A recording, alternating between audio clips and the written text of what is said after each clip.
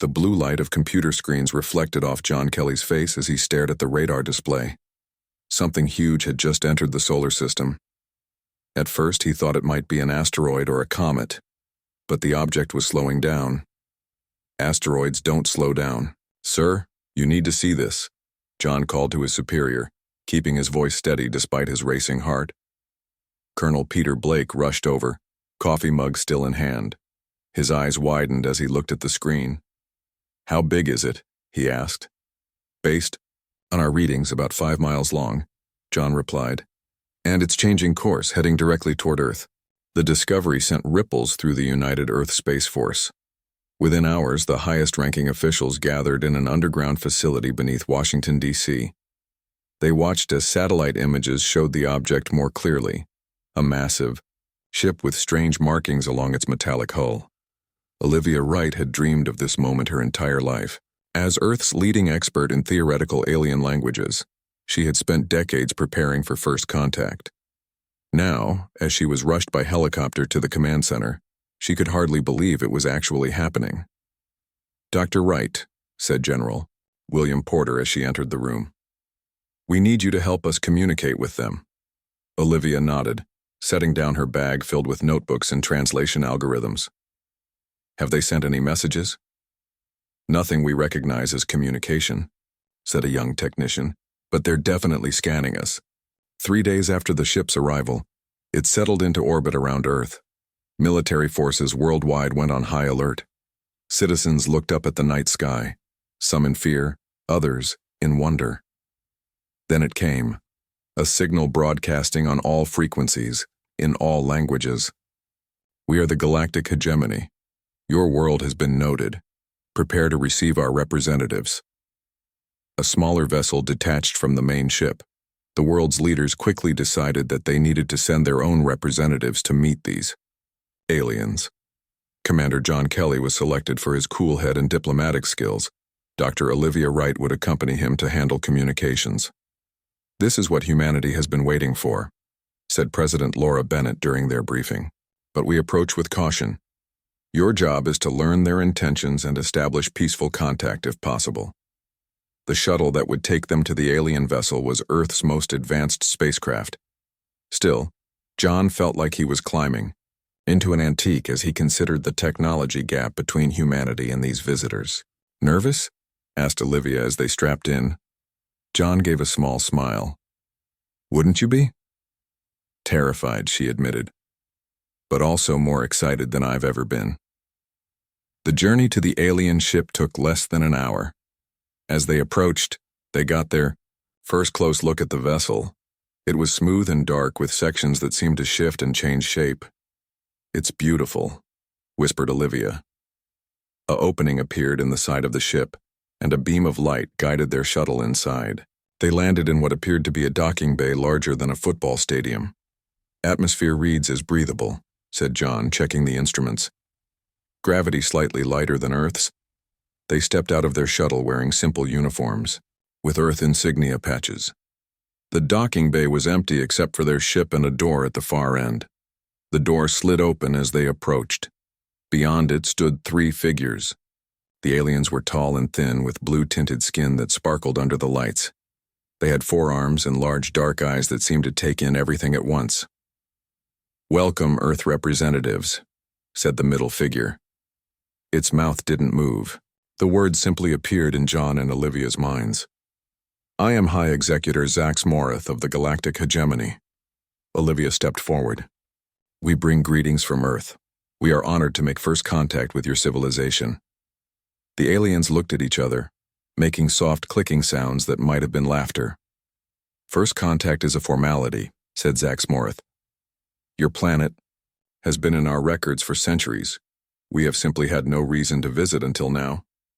John felt a chill run down his spine. "May I ask what brings you to Earth now?" "The expansion of the hegemony," replied Zax Morith. "Our empire spans 17 sentient species across 3,000 worlds. It is time for Earth to join us." They were led to a large room with a window that looked out toward Earth. The view took John's breath away, their blue planet hanging, in the blackness of space, peaceful and unaware of what was happening. The integration process is simple, continued Zax Morith. Earth will submit to hegemony rule. You will provide resources according to our quotas. Some of your people will be relocated to other worlds where their genetic material is valuable. Olivia's translation skills weren't needed. The alien spoke directly into their minds. But her expertise in cultural understanding told her this wasn't a negotiation. It was a demand. With respect, John said carefully. Earth is a sovereign planet. We would be interested in establishing diplomatic relations, trade agreements, cultural exchange. You misunderstand, interrupted Zax Morith. This is not an invitation, it is notification. The process will begin in 30 of your days, with or without your cooperation. And if we refuse? Asked John. The alien's large eyes blinked slowly. Primitive species often resist at first. Some require demonstration of our power. We would prefer to avoid damaging valuable resources, but we are prepared if necessary. Olivia stepped forward. We need to consult with our leaders. Surely you understand that such decisions cannot be made by just 2 people. Of course, said Zax Morith. You have 30 days to prepare your world. We will accept your formal submission at that time. The return journey to Earth was silent. Both John and Olivia understood the gravity of their situation. Humanity had dreamed of contacting alien life for centuries, but not like this. As soon as they landed, they were rushed to an emergency meeting of the United Earth Council. Leaders from every nation listened in shock as John and Olivia described their meeting. They want to enslave us, said someone. Turn us into cattle. We can't fight them, said another. You saw their technology, we'd be destroyed. Admiral Susan Martinez, who had been quietly listening, finally spoke up. Maybe we can't match their firepower, but that doesn't mean we can't fight. All eyes turned to her. What do you have in mind? Asked President Bennett. For the past 15 years, my team has been developing a planetary defense system, said Admiral Martinez. It was theoretical until now, a shield that could surround the entire planet. Would it work against their weapons? Asked John. We don't know, admitted Martinez. It's never been tested against anything like this, but it's the only card we have to play. President Bennett looked around the room. Then we have 30 days to prepare our defense. Let's get to work. News of the alien ultimatum spread across Earth like wildfire. Some people panicked, clearing store shelves and hiding in their homes. Others held prayer meetings in streets and parks. A few even celebrated, believing the aliens would bring advanced technology and solutions to Earth's problems. The truth remained classified, but rumors flew. The hegemony had placed small scout ships in orbit around Earth to monitor the planet's response. These sleek dark vessels were visible through telescopes, feeding the growing fear. Deep beneath the Rocky Mountains, in a facility unknown to the public, Frank Harris hadn't slept in 3 days. His life's work had suddenly become humanity's last hope. The power requirements are impossible, he said, running his hands through his messy brown hair. We need at least 50 times what the largest power plants produce. Admiral Martinez studied the equations on the screen. What if we connected every power plant on Earth to the system? Nuclear, hydroelectric, solar, everything. Frank laughed. Without humor. That would require international cooperation like we've never seen before. That's already happening, said President Bennett, entering the room. Every nation has agreed to divert power to the SHIELD project. China and Russia are sending their top scientists to help. This is no longer about politics. It's about survival. Frank's wife Maya entered the lab carrying fresh coffee and data tablets. As a quantum physicist, she understood the SHIELD technology as well as her husband. We've been approaching this wrong, she said. We don't need to block their weapons. We need to create a barrier they can't cross at all. Frank looked at his wife with renewed hope. A phase shift barrier? That could work with the power we have. While the scientists worked, Commander John Kelly received new orders. He was to return to the hegemony ship as a diplomatic envoy. We need information, explained President Bennett. Anything you can learn about their technology, their weaknesses, anything that might help us. They'll know it's a stalling tactic, John warned. Probably, agreed the president. But every day we buy gives Frank and his team more time to finish the shield. Olivia insisted on joining him again. You'll need me to catch cultural nuances, things they might reveal without meaning to. The second journey to the alien ship felt different. This time, they knew what awaited them. This time, they were spies as much as diplomats.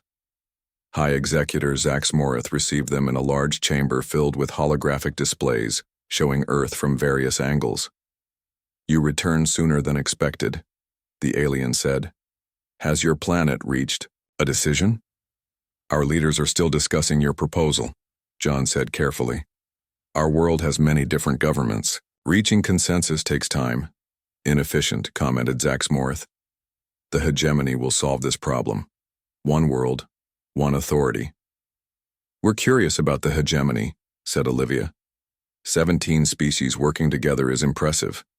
How do you resolve conflicts between them? The question seemed to please Zax Morith. There are no conflicts. All species know their place. The founding species govern. The others serve according to their abilities. And Earth? Asked John. What would our place be?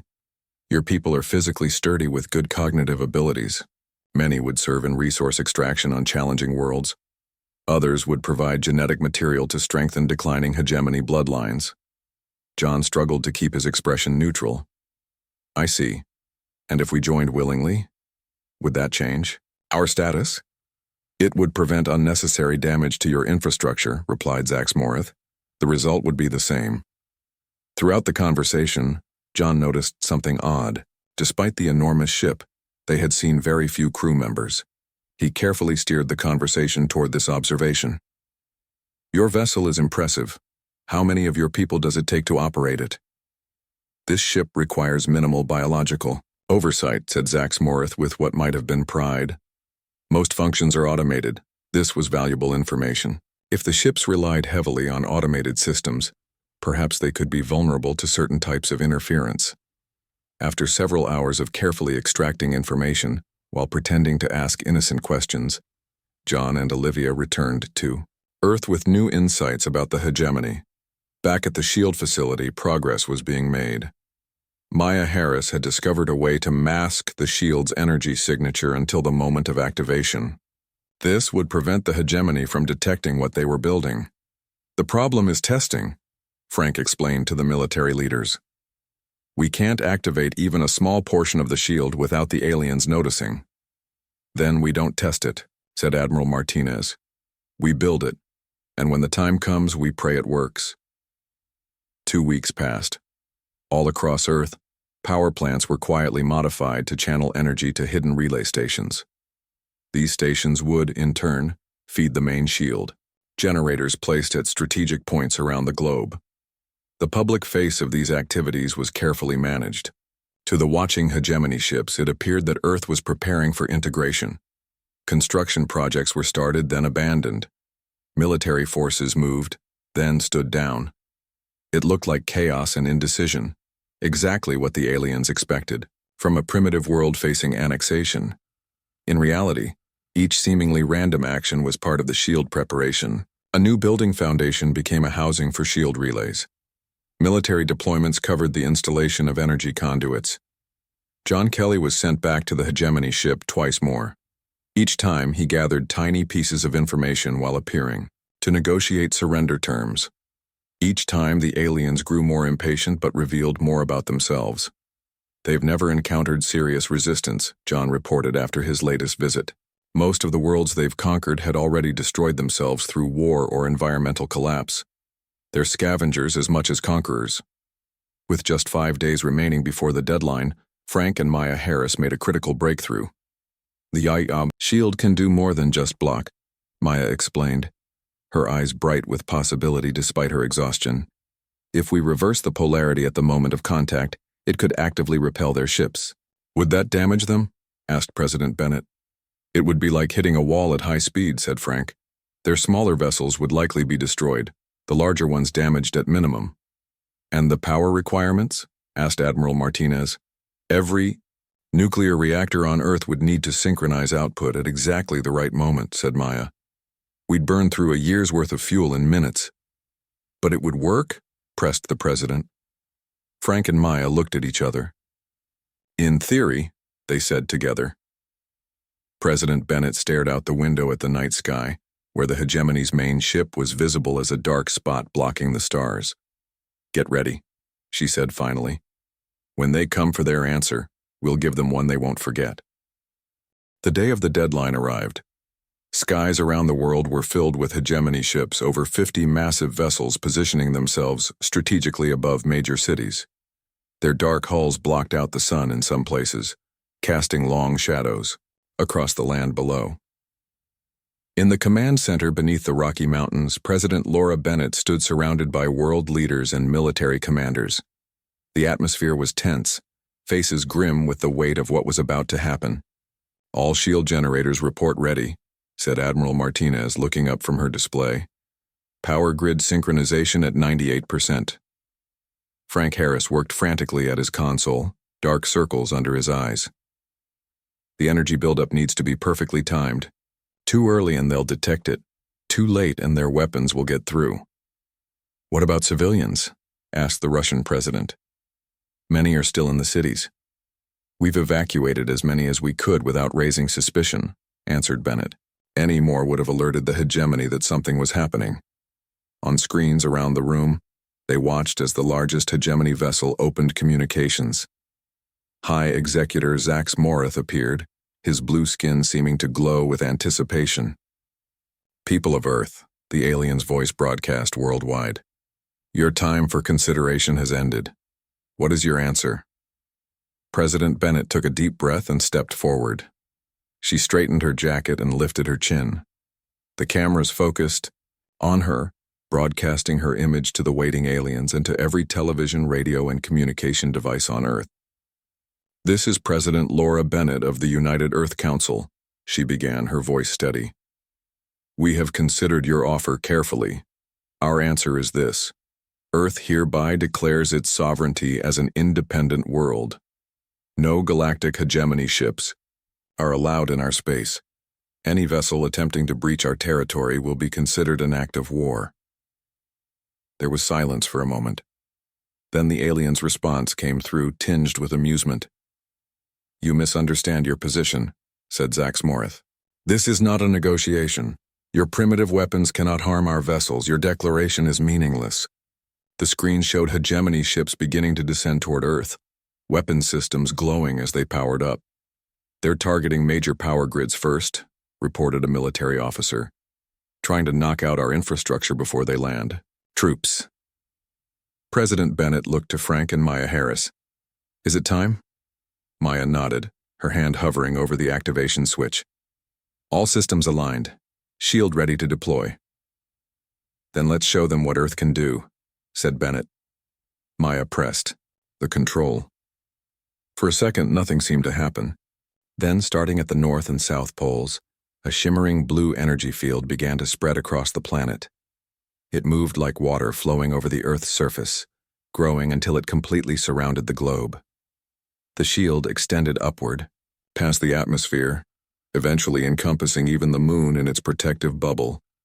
The hegemony ships fired their weapons. Streams of energy hit the shield and dissipated like water hitting a hot pan. Inside the command center, cheers erupted. It's working, shouted Frank, hardly believing what he was seeing. On the communication screen, Zax Morith's expression changed from confidence to confusion. What technology is this? Demanded the alien. Your world has not developed shield capabilities. This is impossible. President Bennett smiled. Perhaps you should have studied us more carefully before threatening our planet. The hegemony vessels attempted to breach the shield, pressing against it with increasing force. Several smaller ships tried to accelerate through the barrier. They're testing for weaknesses, said Admiral Martinez. Every impact drains our power reserves. One hegemony ship, larger than the others, moved to a position directly above New York City. It fired its main weapon, a concentrated beam of energy, that struck the shield with tremendous force. Inside the command center, alarms blared. Power fluctuation in Sector 7, called out an engineer. Shield integrity dropping in that area. Divert additional power from the European grid, ordered Frank, his fingers flying across the controls. The shield held, but barely. The hegemony ship prepared to fire again. Maya, it's time for the repulsion mechanism, said Frank. But we've only tested it in simulations, she protested. If it fails, the shield could collapse entirely. We don't have a choice, said President Bennett. They found a vulnerable point and they'll keep hitting it until they break through. Maya nodded and began the sequence.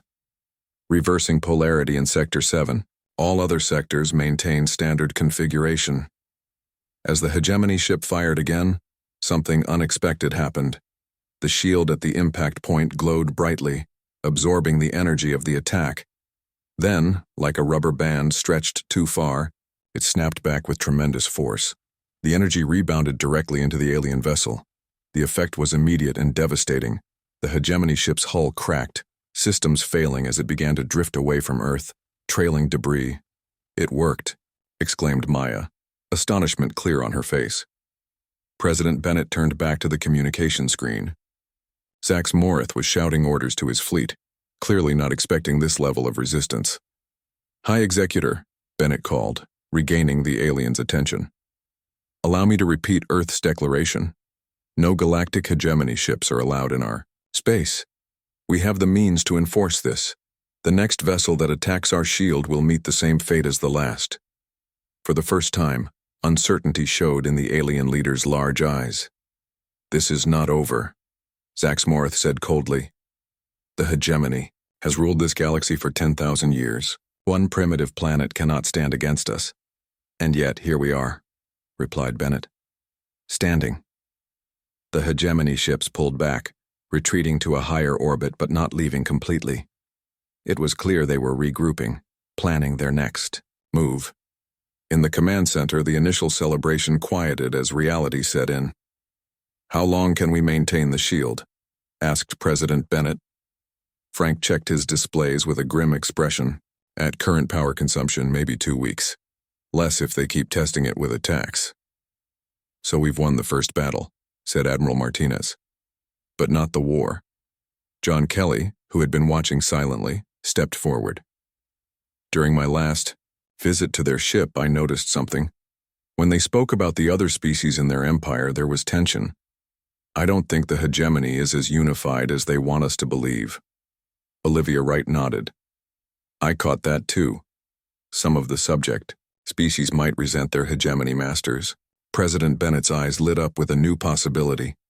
If we can't beat them through strength alone, perhaps we can find allies within their own empire. A dangerous gamble, warned the Chinese president. But perhaps our only option for long-term survival. Get me everything we know about those other species, ordered Bennett. If there are cracks in the hegemony, it's time we found them. 5 days passed since Earth activated its shield. The hegemony fleet maintained their position just beyond Earth's new defensive barrier. They made no further attacks but constantly scanned the shield, looking for weaknesses. In a secured room, deep within the command center, Olivia Wright studied alien communication patterns. For hours, she analyzed the transmissions between hegemony ships looking for anything useful. I think I found something, she said, calling John Kelly over to her workstation. Look at these signals. They're encrypted differently than the main hegemony communications. John leaned closer to the screen.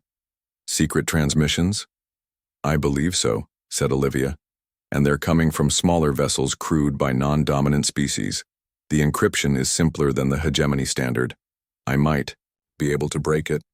While Olivia worked on cracking the mysterious signals, Frank and Maya Harris faced growing problems with the shield. Power consumption was higher than predicted, and the world's resources were draining fast. We need to find a way to make the shield more efficient, said Frank, rubbing his tired eyes. At this rate, we'll be defenseless in 8 days. Maya studied the energy flow diagrams. What if we make it selective? Instead of a solid barrier, we could create a mesh that only activates fully when something tries to pass through it. Frank considered this. Like a smart fence rather than a solid wall? That could work. It would reduce power consumption by at least 60%. They presented their plan to Admiral Martinez and President Bennett. The modification would require dropping the shield for approximately 5 minutes while they reconfigured the system. 5 minutes is enough time for the hegemony to launch a full attack, warned Martinez. Not if they don't know when it's happening, said President Bennett. We need a distraction. The plan was risky but necessary. Using the shield's unique properties, they would send a massive energy pulse toward a specific point in space far from Earth. The pulse would create what appeared to be a wormhole opening. The hegemony would almost certainly investigate, pulling their attention away from Earth temporarily. During those precious minutes, Frank and Maya would reconfigure the shield into its more efficient form. As preparations for this dangerous operation continued, Olivia made a breakthrough with the encrypted signals. I've done it, she announced, her voice trembling with excitement. These are communications between 3 different species within the hegemony fleet, the Taraxi, the Volin, and the Neburite Collective. They're talking about us, about Earth's resistance. What are they saying? Asked John. They're impressed, said Olivia. No world has successfully resisted the hegemony in over 2,000 years, and they're curious about our shield technology. Can we communicate with them directly? Asked President Bennett, who had joined them upon hearing the news. Possibly, said Olivia.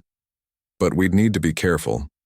If the hegemony discovers their people are talking to us, they might punish them severely. Or it could be a trap, cautioned Admiral Martinez. They might be trying to get us to reveal information about our defenses, John thought for a moment. There's one way to find out. Let me try to contact them. Using the encryption method Olivia had decoded, John crafted a simple message. Earth sees you. Earth hears you. Are you friends or enemies? The response came hours later. We are neither yet. Prove you are worth the risk. Meanwhile, the operation to modify the shield was ready.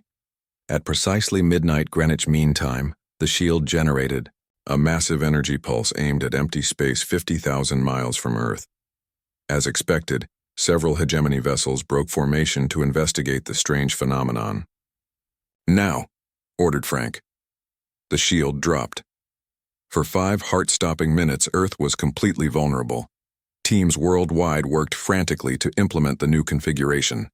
When the shield reactivated, it was nearly invisible, a faint shimmer, rather than the solid blue barrier it had been before. Did it work? Asked President Bennett.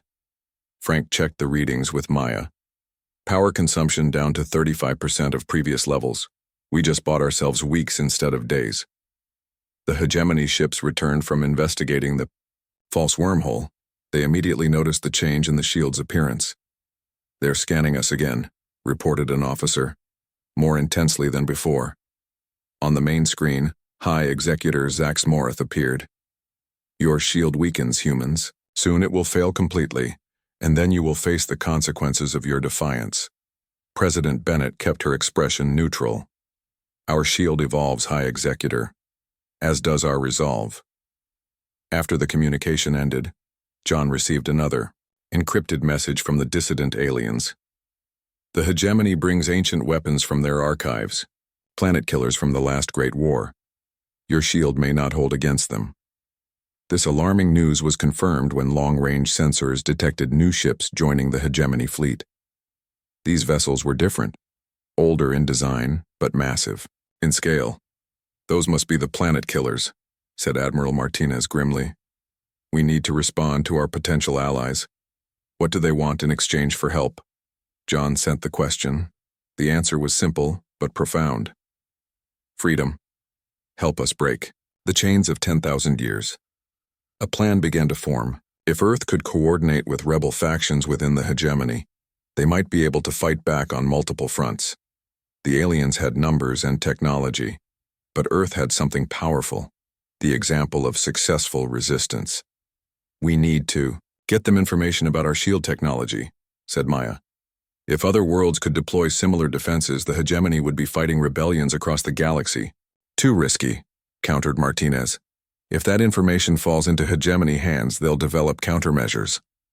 What about a modified version, suggested Frank. Something that gives them protection but keeps our most advanced features secret? As they debated, alarms blared throughout the facility. One of the ancient hegemony weapons had activated. firing a beam unlike anything they had seen before. When it struck the shield, the energy didn't dissipate or rebound. Instead, it began to bore through, like a drill through ice. Sector 12. Failing, shouted an engineer. Shield breach imminent.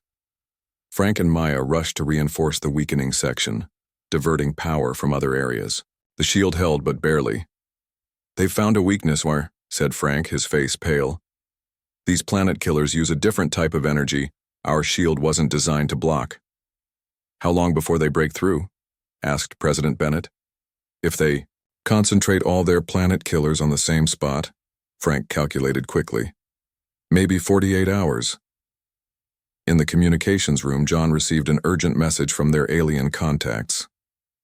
"Time runs short. The hegemony grows desperate. Will you help us rise against our oppressors?" John looked at President Bennett. "We need to make a decision. Do we fight this war alone, or do we help spark a galactic revolution?" Bennett stared at the screen showing the massive hegemony fleet.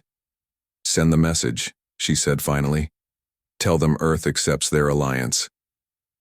The next 36 hours were a blur of activity. Using the encrypted communication channel, Earth shared modified shield technology with their new allies. The plans weren't complete. They held back the repulsion mechanism and power synchronization details, but it was enough to help the rebel species protect themselves. The 3 alien species had representatives scattered throughout the hegemony fleet. The Taraxi were engineers, the Vullan were navigators, and the Neburites served as communication specialists. Together they formed a hidden network that had been waiting for the right moment to strike. That moment had finally arrived. Frank and Maya worked without rest, trying to strengthen the shield against the planet killer weapons. They managed to slow the drilling effect, but couldn't stop it completely. "We need more time," Frank said, his voice hoarse from exhaustion. Maya checked the latest readings. "The shield will fail at the current point of attack in approximately 12 hours. In the command center, President Bennett met with world leaders via secure video. "We need to prepare for the possibility that the shield will be breached," she said. "All military forces should be ready to defend ground targets. Conventional weapons will be useless against their technology," said the Chinese president. "We fight anyway," replied the Russian leader. "Humans do not surrender." John Kelly entered with urgent news. "Our allies are ready. They'll begin their SEER operation in 6 hours. "That's cutting it close," said Admiral Martinez. "The shield breach will happen soon after." "It's the best they can do," said John. "They need time to get their people into position." The plan was daring. When the signal came, the rebel aliens would sabotage key systems throughout the hegemony fleet.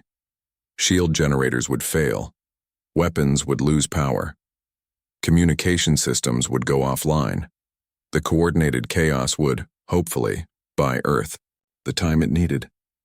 As they waited, a security officer burst into the room. "We have a breach. Someone has transmitted shield specifications to the hegemony." Video footage showed a technician attempting to flee the facility. Security caught him quickly, but the damage was done. "He's been working for them the whole time," said Admiral Martinez after the initial interrogation. "The hegemony now knows exactly how our shield works and where its weaknesses are." The news couldn't have come at a worse time. Almost immediately, the hegemony ships changed their attack pattern. Instead of concentrating on one spot, they spread out, targeting the shield's power relay points. "They're going to bring down the entire shield at once," said Frank, watching in horror as multiple sections began to weaken. President Bennett's face was grim, but determined. "How long?" 2 hours, maybe less," replied Maya. "Then we move up the timetable," said Bennett. She turned to John. "Tell our allies it's now or never." John sent the emergency signal. The response was immediate. "We begin." Throughout the hegemony fleet, carefully hidden sabotage plans went into action. On 20 different ships, engineering systems mysteriously failed.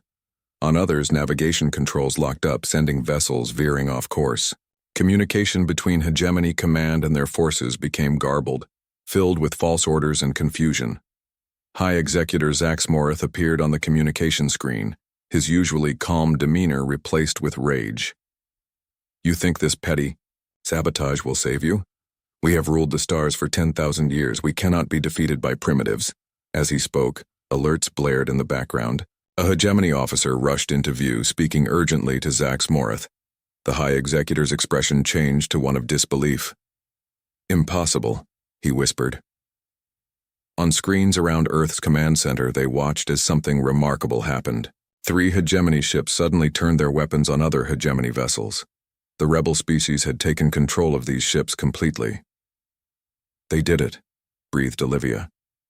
They actually did it. But the victory was short-lived. The hegemony's main force quickly surrounded the rebel ships. Meanwhile, the planet killers continued their assault on Earth's failing shield. We've bought some time, but not enough, said Admiral Martinez. The shield will still fail. Frank and Maya looked at each other, a silent communication passing between them. They had been holding back one last option, hoping it wouldn't be necessary. There is one more thing we can try, said Frank quietly. We can invert the entire shield. What does that mean? Asked President Bennett. Instead of keeping things out, we turn the shield into a weapon, explained Maya. All the energy it contains would pulse outward in a massive shockwave. Would it stop the hegemony fleet? Asked Martinez. It would disable or destroy any ship within a certain range, said Frank. But it would burn out our system completely. We'd have no shield afterward. And if we don't do it? Asked Bennett. The shield fails in 45 minutes, and Earth is defenseless, said Maya simply. It wasn't really a choice at all. President Bennett gave the order. Frank and Maya began the complex process of reconfiguring the shield's energy patterns. Every power plant on Earth channeled its output into the system, building to levels that the equipment was never designed to handle. We've received a message from our allies, said John. They're moving their ships out of the blast radius. They've also managed to evacuate some of their people from other hegemony vessels. Tell them to get as far away as possible, said Frank, not looking up from his work. This is going to be bigger than we originally calculated. The hegemony sensed something was happening. Their attacks intensified, concentrating all their planet killers on the weakest points of the shield. Sections began to fail. Now or never, said Frank, his finger hovering over the activation control. Do it, ordered Bennett. Frank pressed the control. For one terrible moment, the shield flickered and seemed to disappear completely. Earth hung, naked in space, vulnerable to the waiting hegemony weapons. Then, like a ripple becoming a tidal wave, a pulse of energy burst outward from the planet. The shimmering blue wave expanded rapidly, engulfing the hegemony fleet. Ships caught in the wave lost power immediately, drifting helplessly in space. The planet killers, more fragile than they appeared, broke apart under the strain. In the command center, systems overloaded and shut down. Emergency lighting kicked in as the main power failed. Did it work? Asked Bennett in the sudden silence. Auxiliary systems came online slowly. Radar screens flickered back to life, showing the space around Earth. Where once had been a threatening armada, now drifted disabled vessels and debris. It worked, confirmed Admiral Martinez. The hegemony fleet is crippled. Communications gradually returned as well. Their alien allies reported success beyond what they had hoped for. The confusion of battle, combined with Earth's unexpected weapon, had created the perfect conditions for rebellion. Throughout the hegemony, subjugated worlds were receiving the news. Resistance was possible. Earth had shown the way. This isn't the end, warned John. The hegemony still controls thousands of worlds. They'll return eventually, but not today, said President Bennett. And when they do, they won't find Earth standing alone. In the days that followed, humanity began the work of rebuilding their defenses. The shield was gone, but they had gained something perhaps more valuable. Allies among the stars, the Taraxi, Volin, and Neburites, sent representatives to Earth, the beginning of a new alliance based on mutual respect rather than domination. Engineers studied the damaged hegemony ships, learning their secrets. The most important discovery was their faster-than-light drive, opening the pathway to the stars. 3 months after what became known as the Battle of Earth, a new ship launched from Earth orbit. Its mission? To make contact with other worlds fighting for freedom from the hegemony. Its name was simple but powerful: Declaration. As it departed, it transmitted a message to all ships approaching the solar system. Earth's declaration stands: no unauthorized ships allowed.